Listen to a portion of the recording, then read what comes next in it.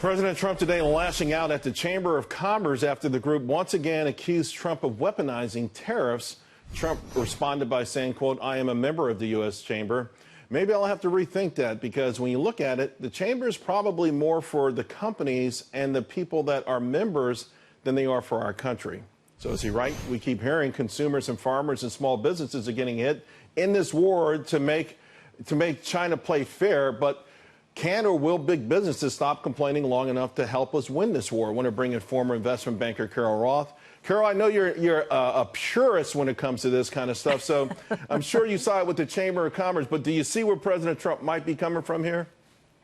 I wouldn't say that I side with them, Charles. Actually, I think that everybody has a fair shake over here. First of all, I want to commend President Trump for what he's doing. I think that the fact that he has been beholden to China, we've been beholden to China for so long, and he has been so strong, he's had the fortitude to go after them. I can't think of another president who would have done that. So strategically, I completely agree with that. From a mechanism standpoint, a tactic, I probably would have gone in the IP direction.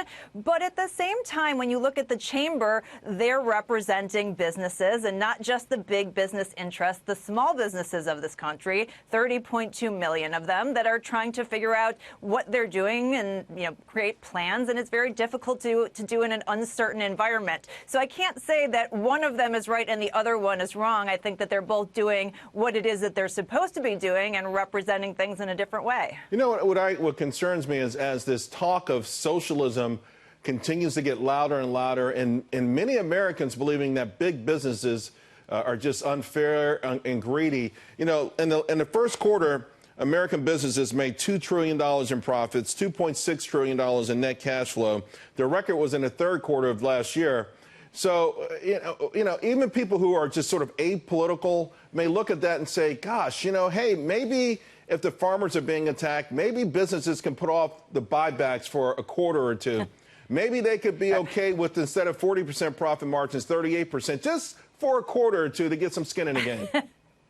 Yeah, no, it's interesting. I always love the greed conversation because businesses are always greedy for trying to make a profit for avoiding a loss. But of course, government's never greedy. And of course, the consumer's never greedy trying to get lower prices. There's a push and a pull here, Charles. Obviously, we want to have workers who are doing a great job and making great wages. But you have to remember that consumer spending is 70% of the economy. And at the end of the day, consumers don't want to pay $60 for a T-shirt that they can get for $15. So that is driving what is happening with prices. The companies aren't just pulling these things out of thin air. There is a reason why the free market does what it does, and it starts with what the consumers are willing to pay. So it is sometimes very narrow to look at one piece of the puzzle and say, this is greed over here, but you have to look at the whole thing, and everybody plays a role, and I certainly don't think people would say they're greedy for trying to get the best deal on goods and services. All right, Carol, I'm really glad you're the one who helped us hash that out. Thank you very much. See you soon.